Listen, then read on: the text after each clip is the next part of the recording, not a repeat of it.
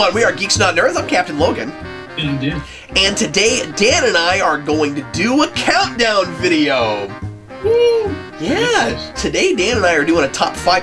I don't know that you and I have ever done one of these apart from the video games from E3 last year. That's right, isn't it? Mm-hmm. That one was... do these more often. These are really fun. I love the countdown videos. A lot of the time it's just coming up with a really good topic that both people would have, you know, stuff for to rank. But yes, I love doing these GNN discussion videos, and it's fun to break up like the really serious, you know, really thinking intellectual type topics. Oh yeah, for sure. You gotta have fun every once in a while, right? Oh, we can have fun with those as well, but yeah. But yes, absolutely. Today, Dan and I are going to count down each of our top 5 DC Universe superheroes that are not the Trinity. So, DC superheroes that are not Batman, Superman, or Wonder Woman. Part of the reason I came up with this, Dan, is I thought it would be interesting to rank these and talk about our favorite DC superheroes before some of them wind up more well-known in the public eye, like a lot of the Marvel lesser-known heroes have now in the last several years with Marvel Cinematic. Right, yeah. It's very interesting to do these sort of things, especially, I would imagine, DC is not my universe in terms of superheroes. Like, I read much more Marvel, but the movies, once we get more of the obscure characters on screen, I could become bigger fans of some of them and seek out the comics potentially. So it's interesting to do it now before all that started, for sure. And I also want to mention that has already happened some in television, right? Yeah. And it certainly, I don't know if it has yours, that certainly affected my list. There are certain characters that I'm more aware of and have sought out more and more interested in because they showed up in TV shows, both cartoons and more recently in live action. And so a lot of the more obscure characters I would be remiss if I didn't mention have certainly become more well known in the public eye than they were before they ever wound up in a live action show through Smallville first, and then especially the Arrow Flash universe, but not certainly to the degree that some of the Marvel characters, because they're in movies that are breaking records and that everybody goes to, or nearly everybody seems to go to see, at least a lot of them. I would make the argument that even Rocket Raccoon is probably more well known than some of the characters that have shown up and even have been recurring characters on Arrow or Flash, which is craziness. It's crazy. Yeah, it's absolutely wild. Also wanted to do this because, as Dan said, neither of us are huge DC guys, and there will be people I'll tell you on my list that I don't necessarily know a ton about. Yeah, I'm not an expert on these characters just because I put them on my list. Right, yeah, there are pockets of the DC universe that I like and specific characters that I'm into. It's just not like the same thing with Marvel where I like a whole bunch of the characters in the universe as a whole, I suppose. DC's much more segmented in that way. Like, you have, you know, the Gotham section of the DC universe, the Metropolis section, when, like, the Central City, Keystone City section. For each hero has their own, like, part of the country, and, like, the characters are kind of contained within. They don't cross as much as the Marvel characters do, I guess, so... Yeah, I mean, both universes have their kind of genre segments, so you have the cosmic side of each universe, and you have the gritty underbelly side of each universe, and that sort of thing. But you're absolutely right about that, and of course, as we talk about a lot, Marvel was written more together, and some of DC, not all of it, some of DC was more patchwork. But, you know, I've said this a lot, and my opinion has not really changed, I don't think, in the almost 7 years I've been doing this. Way back in the day, I can say that now, Geekvolution, way back in the day, Vince and I did a video talking about, I forget if it was in the video where we talked about where we, like what part of a universe we'd want to live in or what it was, but there was an early video where I talked about, I think it was a DC versus Marvel video, and I said my answer, that's what it was, and I said my answer to that question has always been Batman. Yeah. Between universes, my favorite universe is probably Marvel. I think of myself as a Marvel fan, but if I had to pick my favorite character in Marvel, that's tough. But DC, I love Batman and I love Superman, and I even love those as separate universes when they are. But beyond that, my interest in other characters always starts from my interest in Batman and Superman, which you'll see represented very much by my list. Yeah. So anyway, I wanted to preface this by saying that neither of us are DC aficionados, or we are of certain pockets, but neither of us are experts, and we're not professing to be. We're simply giving our favorite 5 heroes besides the Trinity, before we will probably, maybe, down the road, be won over even more on characters than we are right now. Dan, let's start with you, and we're going to go 5-1, so pick your number 5 spot. My number 5 is Tim Drake, Robin. I've always really liked the Robin characters, and I like the Gotham Batman side of the universe, even though if Batman himself isn't one of my favorite superheroes. But I do really like Tim Drake because he's got kind of the same skill set as Robin, and before Damian came in and was had by Morrison to be the future Batman, it was always thought of Tim Drake out of all of them was the one that would inherit the mantle and things like that. So I've always thought Tim Drake was an interesting character, and that's why I put him there. He's a cool guy. Tim Drake was one of my runner-ups. My number 5 is Steel, Dan. Steel. Nice. Yeah, John Henry Irons. I always like Steel because, well, of course, as I've said a bazillion times, I'm a big Death of Superman fan, and I always liked having, one of those 4 Supermen be somebody who didn't have any superpowers at all, and be someone who was so inspired by Superman that he felt the need to put on the S and try to help fill in the void when Superman died. It was really hokey that they played him up with the other 3 as maybe somehow or rather being Superman back from the dead, only in that there was this goofy line where Lois thought maybe it was Superman's spirit reincarnated as John Henry Irons or something, and I just can't even begin to buy that she would think that at all, especially being an investigative reporter. No, he's a dude that put on a suit, like Iron Man. One of the things I like about John Henry Irons is that he's kind of like Tony Stark if he had more of a heart, more of a soul, and more empathy from the get-go.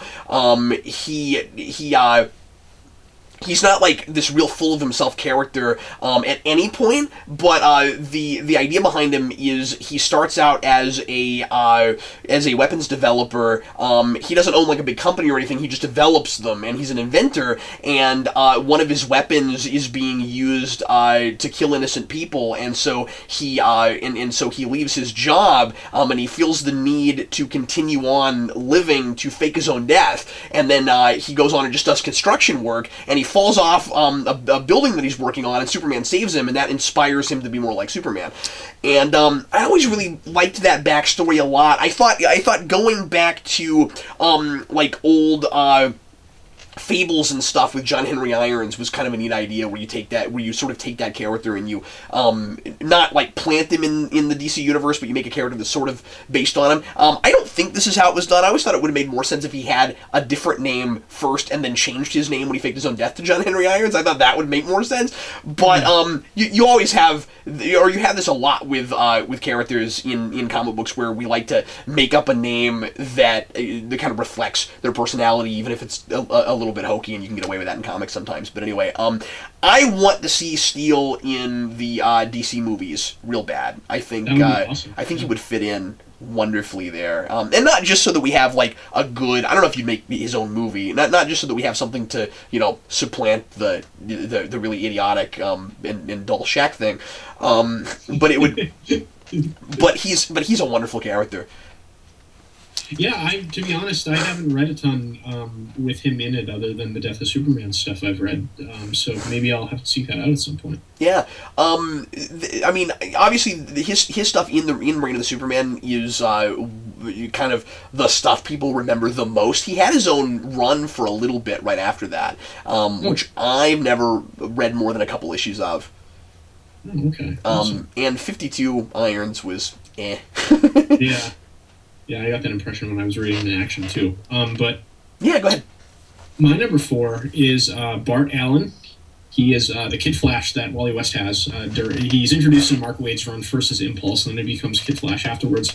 The cool thing about Bart Allen is that he is one of Barry Allen's descendants from the far future. He's a descendant of Barry Allen and a descendant of Eobard Thawne, so he's kind of like the two lineages mixed together. Oh, I didn't know that. The cool thing about him too is that he was artificially aged to bodily to the age of like a teenager, but he was raised in an artificial environment, and when we meet him, he's completely detached from reality, and it's kind of Wally's job to teach him how to be a real person. And it's an interesting journey for both of those characters because Wally West, of course, was a sidekick and. Barry Allen was kind of his mentor, and he looked up to him so much. And then Wally gets this kid as his mentor, and Impulse doesn't want anything to do with him because he doesn't really understand responsibility because he's not mentally the same age that he is in his body, and he's raised in an artificial reality. So there's a lot of interesting like psychological stuff going on with that character, and he's one of those characters that is introduced, and you might not really like him at first because you don't know a whole lot about what his backstory is, but as you get to know the character a bit more, and Mark Waid continues doing stuff with him throughout his run, he grows on it and it becomes really interesting and awesome. So yeah, I really like Bart Allen, and that's why I put him at number 4. It would be cool to see him in the Flash show at some point. I don't know how they do him, but that'd be cool. I'll be real surprised if they don't. I mean, he is a character that I have heard of a lot over characters they've used even. So I'd be real surprised if we didn't see him at some point. And we're doing a lot of stuff with alternate universes and going to the future and stuff. So I would imagine that in some form, oh yeah, definitely, that would have to happen. I was not aware that he had as much in common with a lot of versions of Superboy as he does. Yeah, and I'm not really all that familiar with Superboy either, so that hadn't occurred to me. But yeah, it's cool that they both eventually get on a Teen Titans team together. And Jeff Johns writes it. I'd imagine that's this cool interaction between them there. I bet there's a dynamic there. Yeah, I'd like to read that stuff now. Yeah, me too. Dan, my number 4 is maybe not altogether unexpectedly Martian Manhunter. He was one of my runner-ups too. I really like Martian Manhunter as well. And I have been more interested in Martian Manhunter lately than I ever have been. He just keeps coming up in stuff, and I've always kind of liked Martian Manhunter, so I've been kind of giddy that he's been popping up in things a lot lately. I always thought comparing him to Superman was really interesting, and now that he's on the Supergirl TV show, and they've been doing a lot of interesting character parallels with those two characters, he's come even more alive for me and had more dimension. I think it's kind of interesting to take another last of his kind character who really is the last of his kind, right? Where you don't as often get like okay, he thinks he's the last one, but then suddenly here comes a whole army of them, like you get so often with Kryptonians. You had that period in the 90s when the Superman cartoon show was on, and the animated series, and DC had this big embargo on other Kryptonians where they really wanted to emphasize last son of Krypton, and they wanted to put Clark Kent in front of Kal-El. And interesting how much we've reversed that lately, right? Yeah.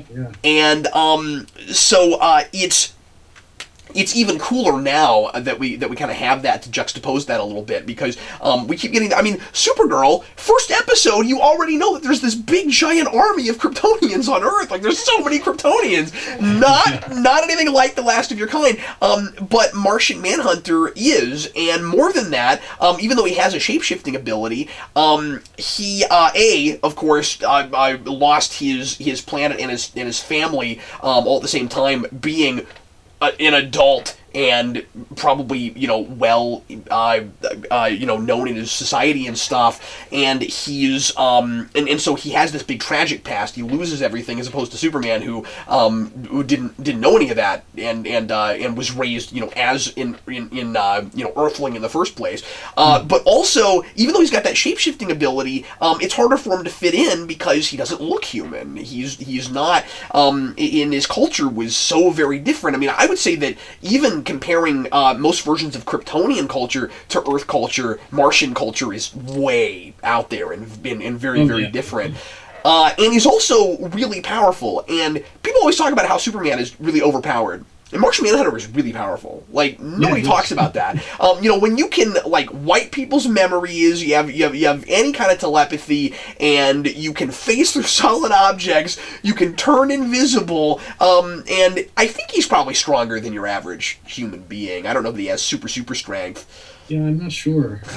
But it seems like every time I turn around, I find out about a power that I didn't know he had. Like, because this is not a character I know real well, but I do think he's fascinating. The more I learn about him, and he's this really stoic kind of character. So he sometimes seems a little bit Vulcan in his kind of more logical mindset, but then he also is deeply passionate, and I find him more and more fascinating the more I look at him.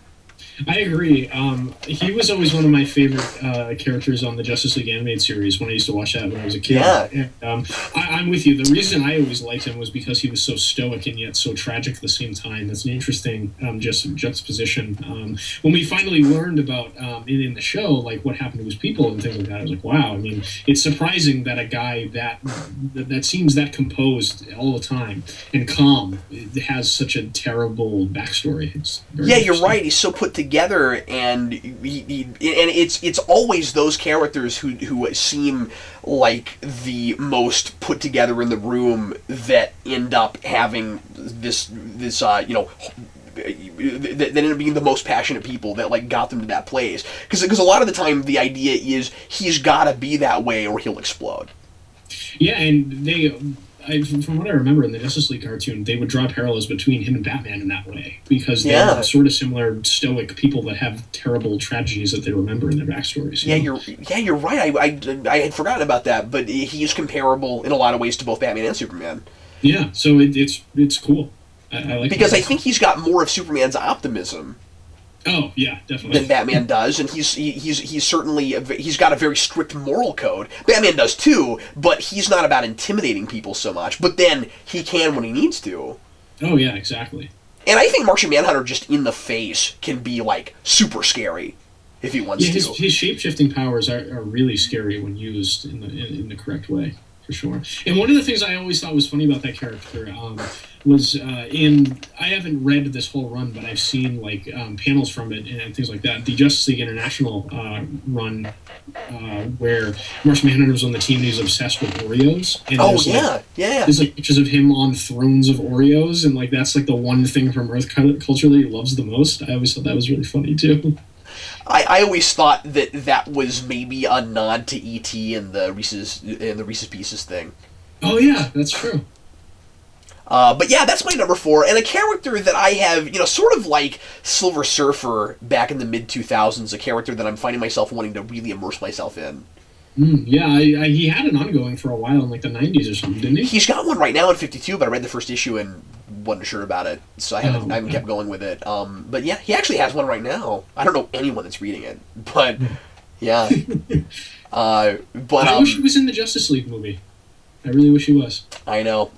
That's been a big boo thing for me, where I'm like, don't replace him with Cyborg. I mean, I'm more and more coming around on the idea maybe of Cyborg as being a character that is really poignant for right now.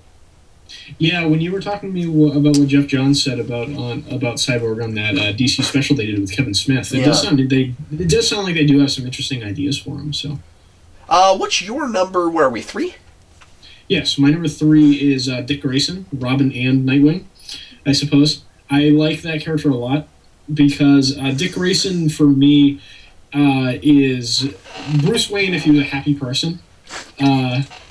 I like Dick Grayson because he has the same skills as Batman, kind of similar to Tim Drake, but Tim Drake isn't as happy-go-lucky as Dick Grayson, I find.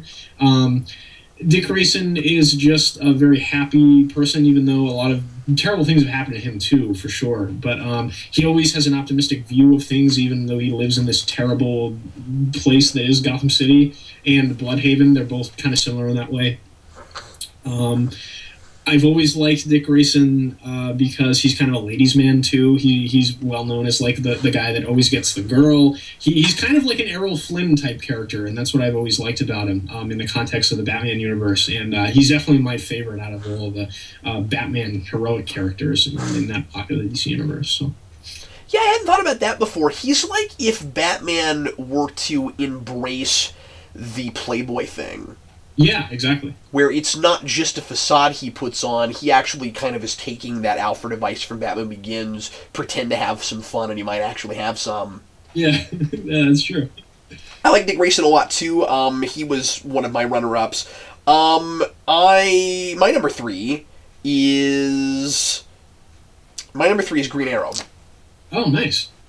Who is a character that I became more interested in and was reading some of well before we ever heard about Arrow. That is not a thing that I've become more into because of that show. And in fact, I got to know that character well enough to know that Arrow at the beginning was more of a Batman show than it was a Green Arrow show. But still really appreciate the fact that he got adapted that way, and that is the last character in the world that I thought would become the catalyst for a big onslaught of TV shows in this superhero TV renaissance we've been experiencing. It's fascinating, and we have Smallville to thank for that, because Green Arrow was a thing that was not on a lot of people's radar before he was brought into Smallville, and they took him more off the page than they did a lot of characters. That version was, besides the fact that he didn't have a full beard and he was so young and stuff, that version was much closer to the more jokey, happy Green Arrow that still has that dark past that turns him into a more responsible character.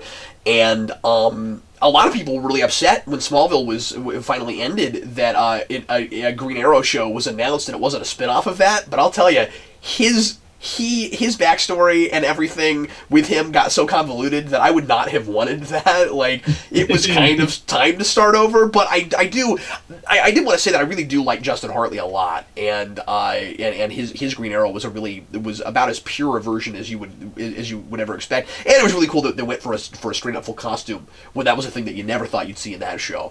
I really like Longbow Hunters. That's my favorite Green Arrow thing so far, but I haven't gone back and read. Like, I haven't read Year One yet. I need to do that. There's a lot of there's a lot of Green Arrow stuff that I've not looked at. I started on the JT Krull run during Brightest Day, which I was loving, and then they made him switch gears, and then it got awful. And I at one point talked to JT Krull about it, and he was really upset about the direction that they kind of forced him to go in. But the run right before that I read a little bit of too, and liked what I saw, mostly in art over anything else. But I don't know. That's a character that I've become more of a fan of as time has gone on. And for a while it was fun because I was like, hey, look, this kind of smaller, lesser known DC suit. Not anymore. I've always wanted to read the classic Dennis O'Neil and Neil Adams Green Arrow Green Lantern run. I just bought the first 2 volumes of that. Oh, nice. And I'm going to try to do reviews of that sometime in the near future.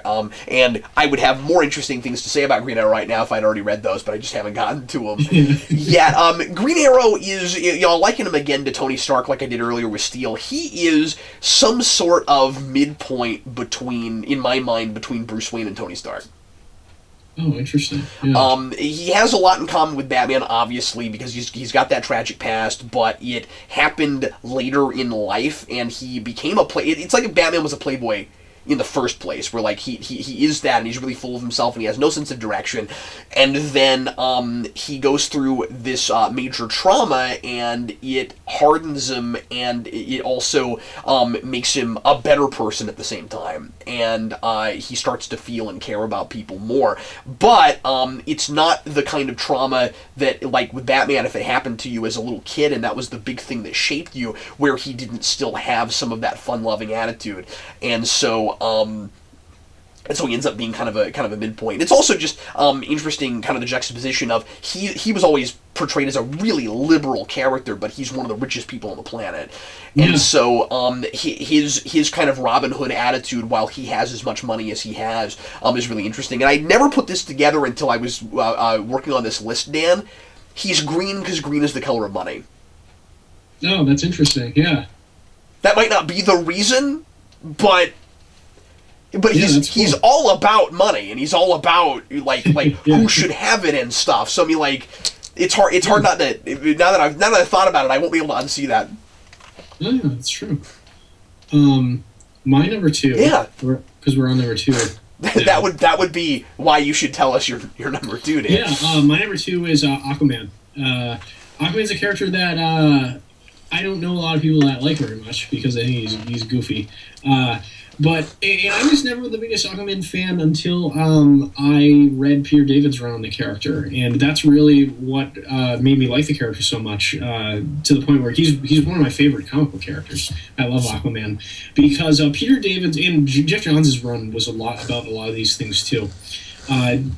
The Peter David Aquaman run is about the politics of monarchy and what it means to be a king, and it connects a lot of what's going on with Aquaman to Greek mythology because, of course, Atlantis is a fictional island in Plato's works and things like that. So he connected it to that, and he made Aquaman this really conflicted and tragic character who inherited a role that he wasn't really ready for and didn't think he was worthy of, and his brother's always trying to steal the crown from him. It's sort of like Thor, but if Thor had actually taken the throne and had to rule and be king.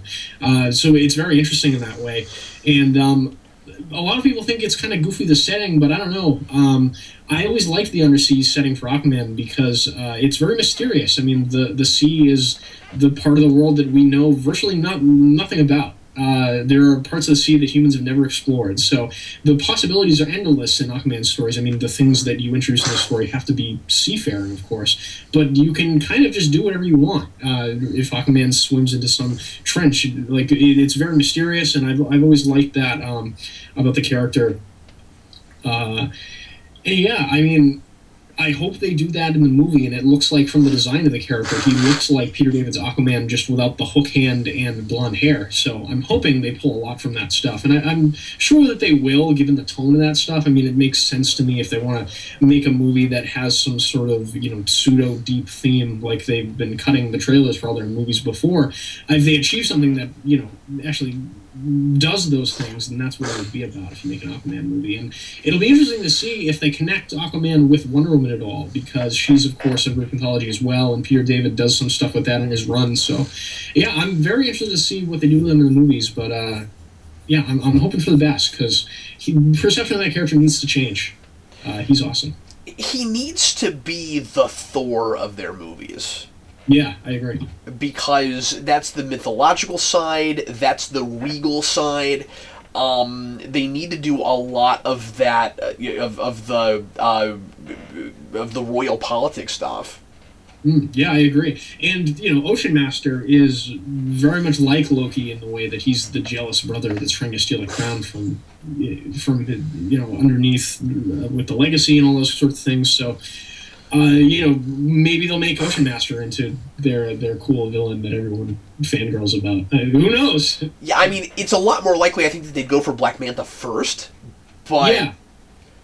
I mean, Black Manta and Ocean Master are kind of the two big Aquaman villains, and you could use them in the same movie, certainly. Oh, yeah, and Black Manta and Ocean Master have often worked together. In exactly the same way you could use Loki and Malekith if you actually did stuff with Malekith. That's true, yeah. Yeah, and I don't know that there's a direct correlation that you could make character-wise between Malekith and Black Manta, but I'm just saying that you could totally...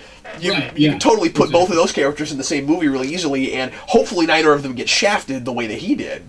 Agreed. Yeah. Maybe they'll introduce one of them in Suicide Squad too. Yeah. And one of the things I always liked about Aquaman too was that he's from New England, which is where I'm from. Oh, cool! I didn't know. I didn't know. I mean, I knew you were from there, but I didn't realize that he was supposed to be from there. He grew up in Maine, and then a lot of the Aquaman stories that are on land take place in, around that area, like in Boston and stuff like that. So it's kind of cool to see represented in comic books. I always like that about him, too. I would imagine that they'll draw as much from Johns as they will anything, since Jeff Johns is intimately involved. I hope so, because Jeff Johns drew almost everything he did from his run from Peter David, so yeah, that would be like going back to that success. Yeah, it'd be just like if you pulled more from Jason Aaron from Thor than you did anything. then Right. you'd be going back to Simonson also. And same thing with, I mean, they pulled from some JMS. I think the same is true of that, really. I mean, everybody has to go back to Simonson. There's really no way around it. And with Simonson, too, if you pull from him, you're to a large degree pulling from Kirby as well. I mean, all these things sort of interconnect, of course. Okay, there's a lot more we can say about Aquaman, but my number 2, Dan, is Supergirl. Yeah, Supergirl's pretty cool. I love Supergirl, and I have, this is, and I've said this before, it's hard not to repeat myself on this particular show, but Supergirl is a thing that I've really got to give 52.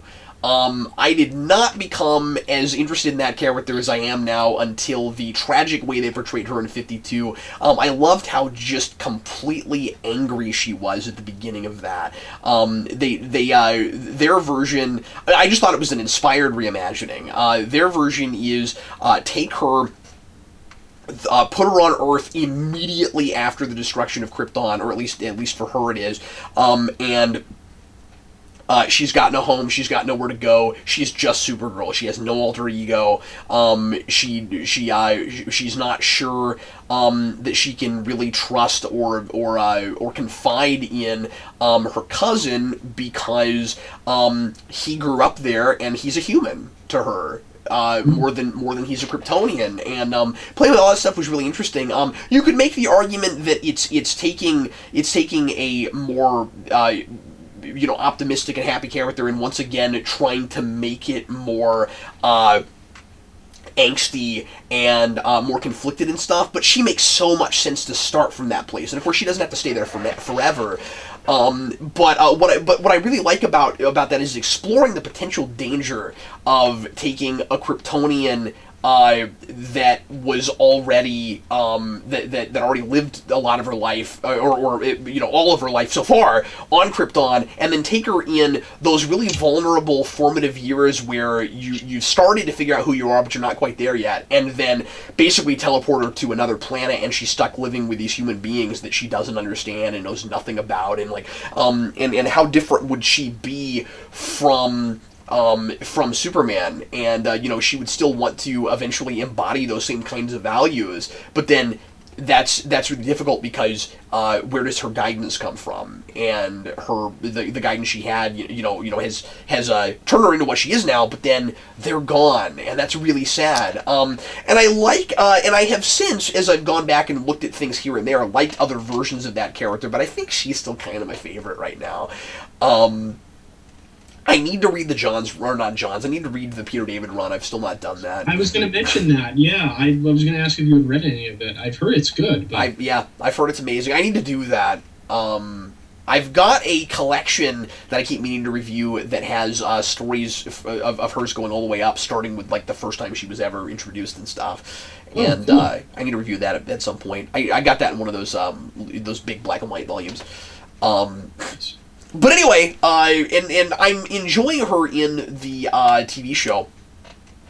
It's not exactly what I would have done with it, but she is super likable, and they do play with some of that stuff, and the differences between her and Superman and how they were raised, and again, all those. I mean, I think I like her more in that show because of Martian Manhunter.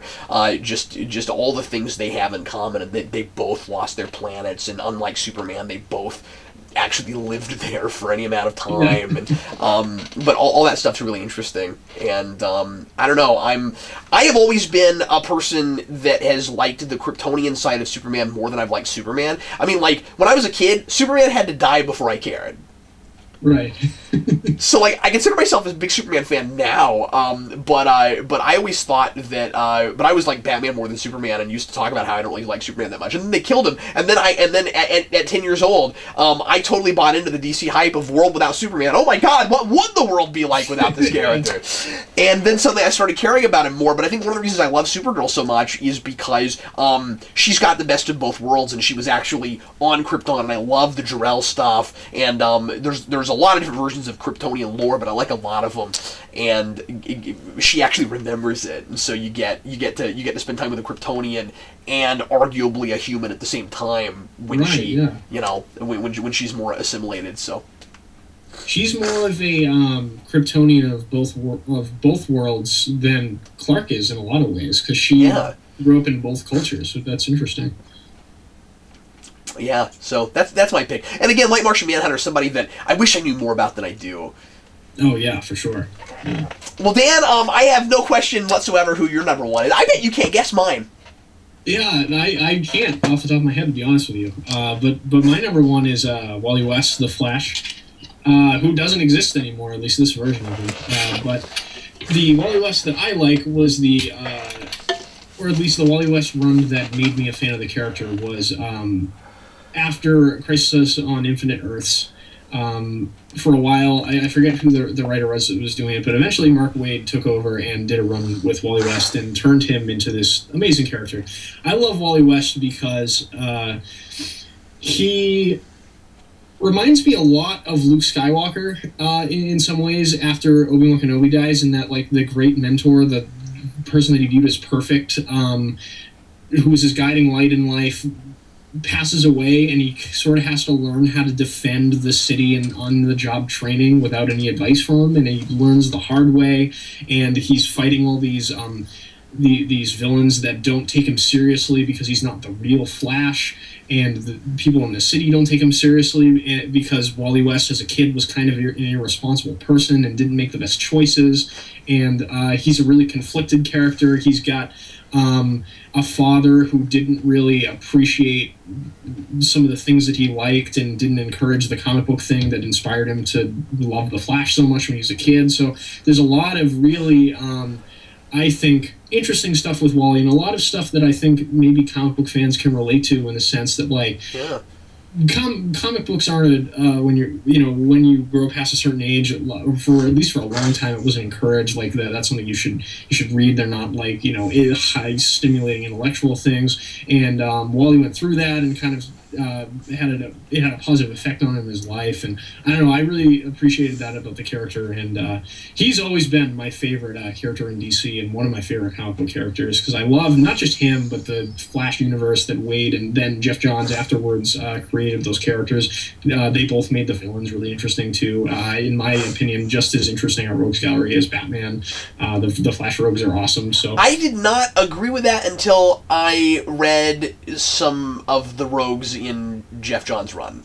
Yeah. And then I started realizing that that's kind of true. It has a lot of great stuff with Wally's character, and then Jeff Johns, when his run, he takes over right after Mark Waid, and he doesn't really try to do a whole lot in changing Wally's character, like putting him through the ringer as much as Waid did, because it was kind of a definitive run. He just did the same thing with the villains and made them really interesting people, and that's kind of what his run is all about, and it's really awesome. His Boomerang.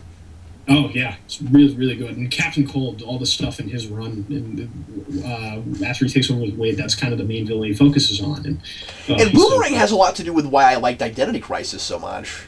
No, yeah, I haven't read Identity Crisis, but I've read the first trade where Barry's back after Rebirth, and the stuff he has with Boomerang, and that is awesome.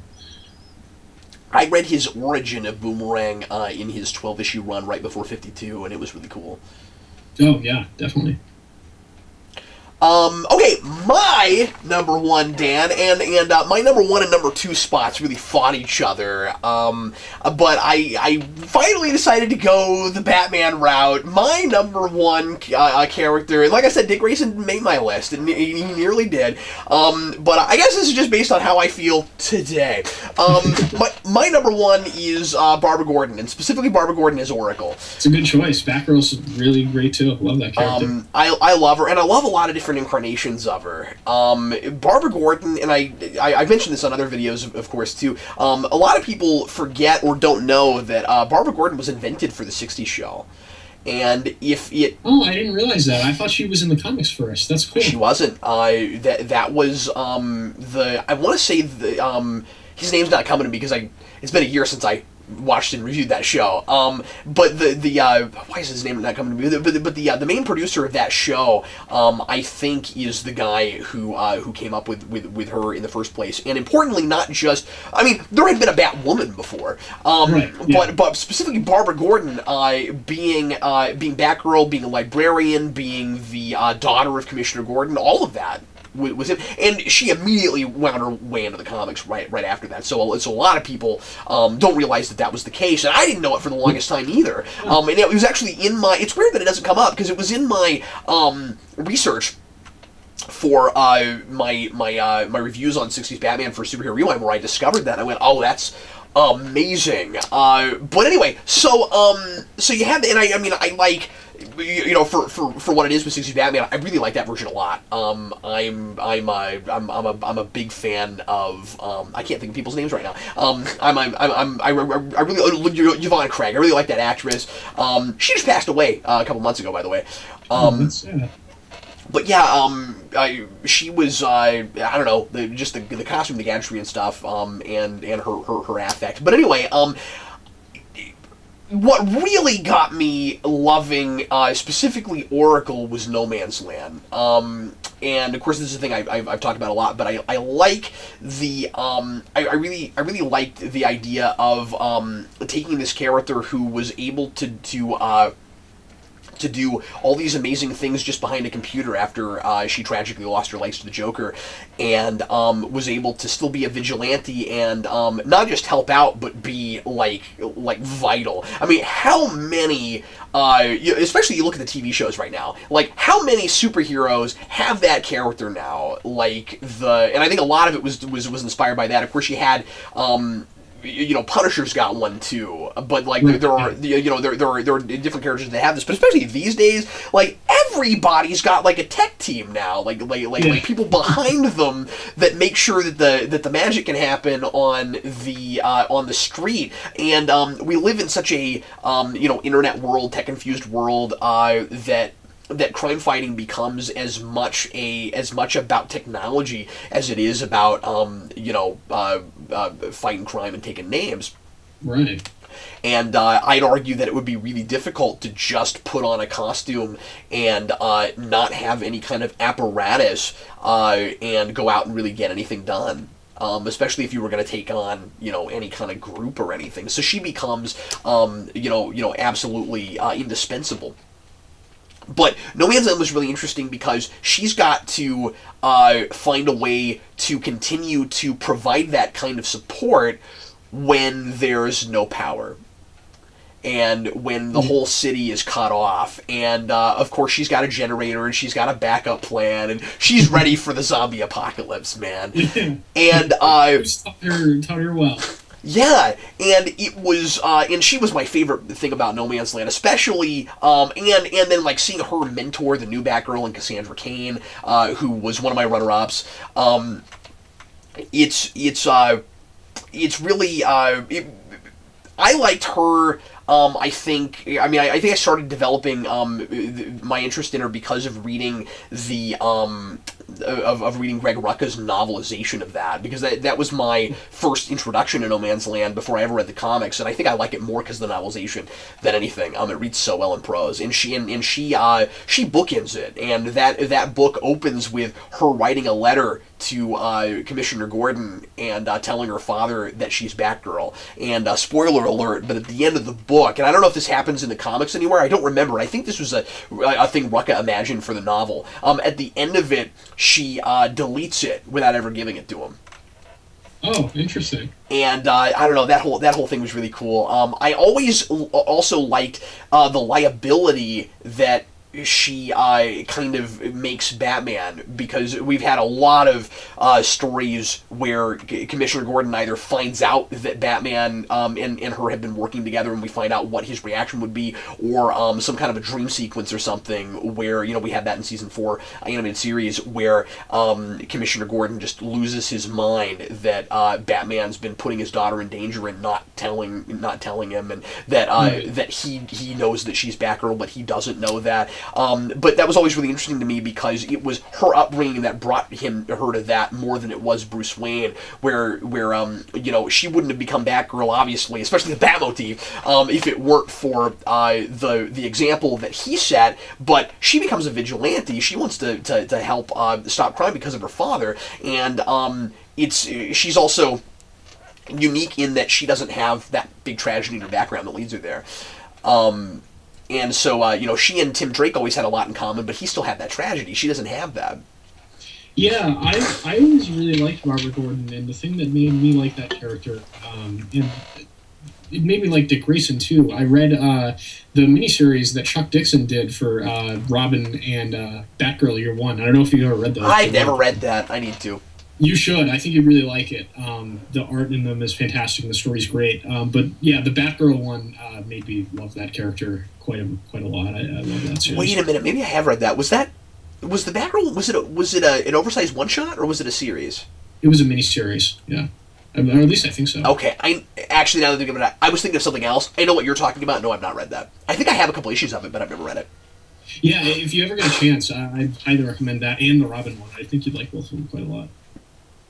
So there you have it. There's our list. We had a lot more to say on these than I thought we might, Dan. Yeah. But I'm glad we got them out there because it was interesting to hear, so, especially the ones that you're list. I mean, my top two are obvious because me and you have had conversations about what DC characters I like, and but I didn't really expect yours because I knew that Batman and Superman were the two things you liked the most. Yeah, that whole thing was really interesting to me, and I learned a lot listening to yours. I was able to guess your top two. The others I wasn't as sure about, but what's interesting between us is that even though you're not a big DC guy, some of your favorite DC characters are not the Trinity. Yeah, I might not even rank Batman and Superman above any of these characters, really. And that was the last thing I wanted to ask you before we closed up was where would they, if they did it all, fall in that list if we had made this anybody in the DC? Would any of those three have actually made it in your top five? I don't think so. I mean, I like Superman and Batman a lot. Well enough in Batman's case anyway. I do like Batman, just not as much as some of the other characters, I suppose. But I really do like Superman. It's just that I like these type of the characters that I picked a little bit more. I'm partial to happy-go-lucky characters with tragic backstories that are talky and make jokes. That's kind of the archetype that I like, and that's common with most of these characters here. I mean, Aquaman's a stoic character, but he's really the only one that doesn't like that. I think there are probably runs of Superboy you would really get into. Yeah, I'm sure I would. I've heard that Superboy is a really awesome character, and I've heard that Jeff Lemire had a really good run on that. Oh, really? I didn't know that. Yeah. For me, obviously, Batman and Superman would have made that list, and would have probably topped it. I'm not sure. Yeah, I would certainly. I mean, just Batman and Superman are two of my favorite things. Look at my basement; it's just nothing. But interestingly, I don't think Wonder Woman would have, and I'm hoping that the new movies will turn me around on that, and that I might find myself reading more of her as I learn more about that character, because I want Wonder Woman to be one of my favorite things, and I just haven't read the stuff yet that blows my mind and makes me want to read everything I get my hands on that character. It just hasn't happened. Yeah, same here. I haven't really tried to read George Perez's run, but I've heard that's the place to go in the comics if you want to fall in love with it. But I've just never sought it out. And importantly, you notice that my top two characters are women. Yeah. It's not that. I just haven't gotten into her yet. I'm just looking for the thing that makes me go... Yeah, exactly. And I love Greek mythology. Yeah. Greek mythology is awesome. But anyway, we would love to know what your top 5 DC characters are outside of the Trinity. And DC superheroes, the way we did it was DC superheroes who are part of the DC universe proper and not other DC published things. We thought about maybe putting Watchmen and stuff in there. That would have been cheating. I think this was more interesting and more fun not doing that. I think so too, yeah, because at least 2 of mine would probably be Watchmen characters, at least. One of mine would have been, yeah, and I've said my piece on that. This was more interesting. Yeah, I agree. Yeah, we should do this with some of the other maybe more. It'd be difficult to do a Marvel one because obviously people know where our elite is. I'm sure it'd be any more interesting than just having conversations about those characters anyway. But we'll talk about it because I've got some ideas. This was so much fun and so interesting. I think you and I should do many more list videos. Oh yeah, definitely. That'd be awesome. So thanks for doing it with me. No problem. I wasn't sure about that topic, and I was glad that you jumped on it because, like I said, I learned a lot, and I'm really glad that we did that. Oh yeah, for sure. I learned a lot about your characters as well. Everybody, thanks always for watching. We sure appreciate it. If there's anything you'd like us to talk about in a future video, feel free to leave that in the comments or send me a personal message on Geekvolution or on Facebook. And I am Captain Logan. And I'm Dan, reminding you to support your local comic book store. We'll see you next time.